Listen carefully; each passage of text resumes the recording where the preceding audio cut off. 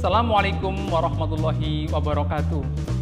Bagaimana kabarnya anak-anakku sekalian, kelas 8 SMP Istiqomah Sambas Purbalingga, baik yang di reguler, boarding school putra maupun yang ada di boarding school putri.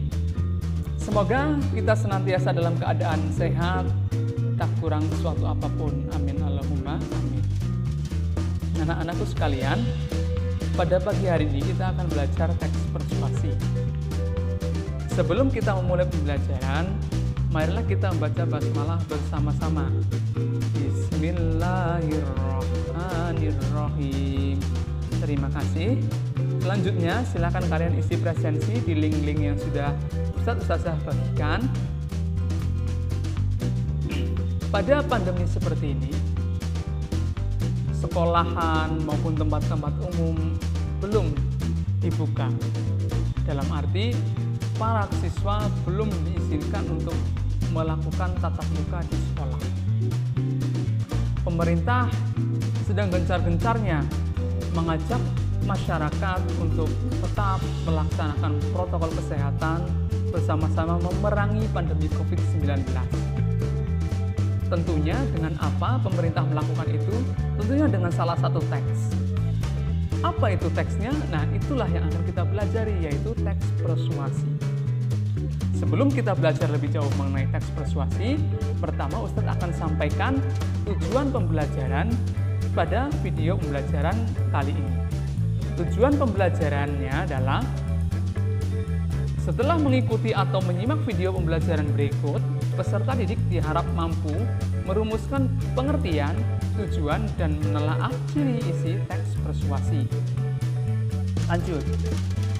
Yang pertama atau garis besar materinya yang akan kita pelajari yaitu ada pengertian, ada tujuan, dan ada ciri tentunya dari teks persuasi. Yang pertama adalah pengertian. Pengertian teks persuasi. Apa sih teks persuasi itu? Nah, teks persuasi itu adalah teks yang bersifat membujuk secara halus. Teks yang berisi ajakan atau larangan. Teks yang berisi saran kepada orang lain. Loh, kok banyak banget kan? Iya, itulah yang namanya teks persuasi. Yang isinya adalah bujukan atau ajakan agar pembaca mau mengikuti apa yang dikehendaki atau apa yang diinginkan oleh si penulis. Tentunya tadi sejalan dengan pemerintah. Pemerintah yang tentang COVID tadi yang saya sampaikan di awal, pemerintah menginginkan bahwa masyarakat untuk menjaga atau melaksanakan protokol kesehatan. Nah, tentunya pemerintah membuat teks yang berisi ajakan agar masyarakat mau mengikuti apa yang mereka anjurkan, seperti itu. Nah, lalu tujuannya apa teks persuasi? Tujuannya adalah pertama, untuk membujuk, yang kedua untuk merayu, dan terakhir untuk mempengaruhi. Nah, setelah tujuan, kita akan belajar mengenai ciri teks persuasi. Ciri yang pertama ada fakta, yang kedua ada argumentasi, dan yang ketiga ada ajakan. Apa itu argumentasi? Tentunya kita sangat sering atau sangat tidak asing mendengar kata argumen atau argumentasi itu sendiri. Namun, mungkin bagi anak-anakku sekalian belum memahami apa sih yang namanya argumentasi. Nah, tentunya silahkan simak video berikut. Argumentasi adalah ide, gagasan, atau pendapat penulis dengan disertai bukti dan fakta yang benar-benar terjadi. Jadi, argumentasi ini masih bersifat ide atau gagasan, belum tentu kebenarannya. Masih merupakan ujaran seseorang mengenai sesuatu, pendapat seseorang mengenai sesuatu. Bisa benar, bisa juga tidak sesuai atau kurang benar. Contohnya, pendidikan di Indonesia tidak merata serta cenderung tertinggal, sehingga belum mampu untuk bersaing dengan negara lain yang ada di dunia. Ini menurut penulis. Mungkin juga menurut orang lain berbeda, tidak seperti itu. Maka dari itu ini pendapat bisa benar, bisa juga tidak, seperti itu. Itulah yang namanya argumentasi atau nama lainnya adalah opini atau pendapat. Lanjut, kita kita belajar mengenai fakta. Begitu pula dengan fakta.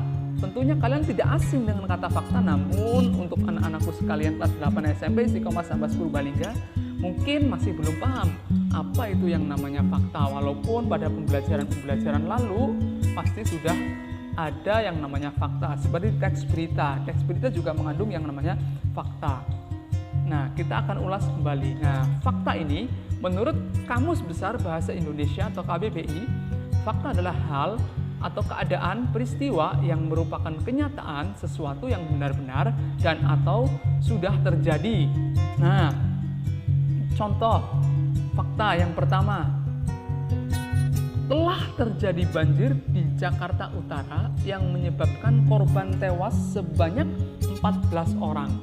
Nah, ini kan telah terjadi, berarti kan sesuatu yang terjadi. Ini sudah pasti menunjukkan fakta, apalagi didukung dengan data, yaitu korban tewas sebanyak 14 orang tadi. Kita bisa cross check kebenarannya mungkin melalui media massa atau sekarang banyak siaran-siaran televisi. Nah, yang kalau berita sekarang kita untuk belajar faktanya ya, kita pakai teks berita.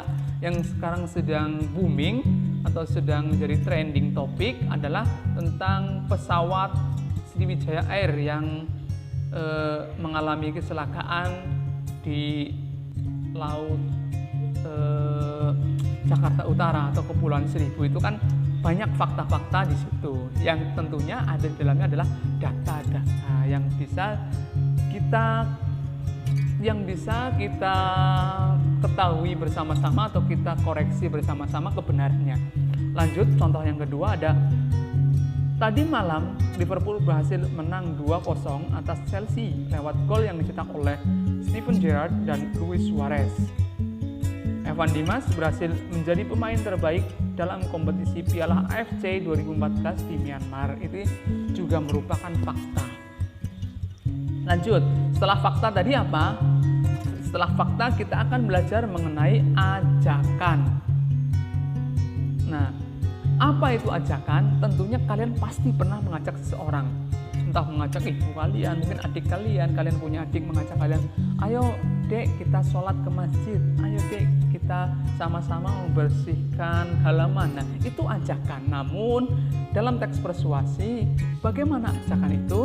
Nah, makna ajakan di KBBI terlebih dahulu adalah seperti apa? Yaitu anjuran atau permintaan dan sebagainya supaya berbuat atau undangan. Contoh, ajakan pemerintah untuk membangun. Nah, tadi ajakan pemerintah untuk mengikuti protokol kesehatan dan lain. Sama halnya, pasti ajakan itu mengandung permintaan seseorang untuk mengikuti melakukan sesuatu ataupun apapun itu yang dikehendaki oleh penulis.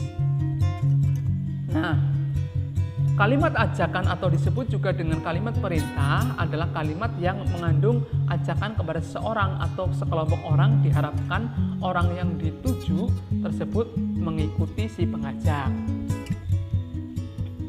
Contoh, bumi semakin panas, mari kita galakan program hemat energi.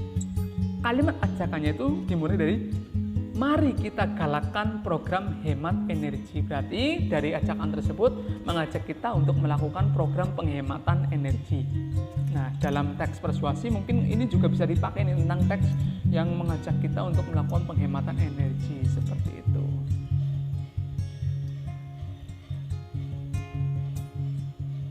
Nah, untuk latihannya, coba kita baca bersama-sama. 3 hari menuju Pilpres 2019. Jangan sia-siakan hak pilih Anda. Ayo memilih pemimpin RI untuk 5 tahun ke depan. Hindari golput karena ini merupakan hal yang tidak ada gunanya. Sebagaimana yang Anda ketahui, bahwa masa depan bangsa ini ada di tangan kita. Maka dari itu, datanglah ke TPS untuk memberikan hak pilih Anda dengan tepat. Nah, latihannya adalah coba kita cari yang mana yang termasuk fakta, yang mana yang termasuk pendapat, dan yang mana yang termasuk ajakan. Silakan anak-anakku sekalian, kalian tulis dalam buku pelajaran kalian dari teks tersebut, dari paragraf tersebut, mana yang merupakan fakta, mana yang merupakan pendapat, dan mana yang merupakan ajakan, sambil di pause untuk tidak kehilangan tayangan dari teks tersebut. Baik, kita lanjutkan.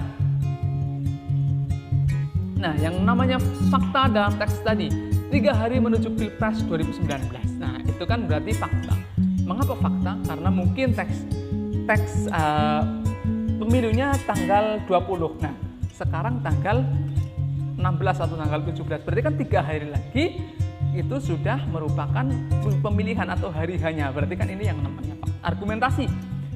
Sebagaimana yang Anda ketahui bahwa masa depan bangsa ini ada di tangan kita. Nah, ini kan berarti masih merupakan pendapat seseorang bahwa masa depan bangsa berada di tangan kita. Mungkin sebenarnya masa depan bangsa itu ada di tangan pemimpin atau di tangan generasi yang akan datang ataupun di tangan siapa, seperti itu. Ini hanya teks yang harus kita pelajari bersama-sama. Dan ajakan itu dalam teks tadi ajakan untuk kita mau memilih dan tidak golput memilih pemimpin untuk RI 5 tahun ke depan. Nah, itulah tadi yang kita pelajari, yaitu tentang teks persuasi. Bahwa di teks persuasi pengertiannya adalah teks yang berisi tentang ajakan kepada seseorang agar mereka mau mengikuti apa kehendak si penulis. Kemudian ada tujuannya untuk membujuk, untuk merayu, untuk mempengaruhi. Kemudian ada ciri-ciri dari teks persuasi, yaitu ada fakta, ada argumentasi, ada pula ajakan. Kemudian kita diajak pula untuk membedakan yang namanya fakta dan yang namanya argumen. Kemudian ajakan itu seperti apa. Nah, kemudian kita juga sudah berlatih melakukan mencari yang namanya fakta, argumen, dan ajakan. Tentunya kita sudah di akhir pembelajaran. Apabila dari Ustadz ada kekurangan, Ustadz mohon maaf. Dari Ustadz, pesan dari Ustadz, tetap jaga kesehatan, tetap semangat dan patuhi protokol kesehatan, hindari kerumunan, rajin cuci tangan dan menggunakan sabun, kemudian memakai masker. Sekian dari Ustadz, terima kasih.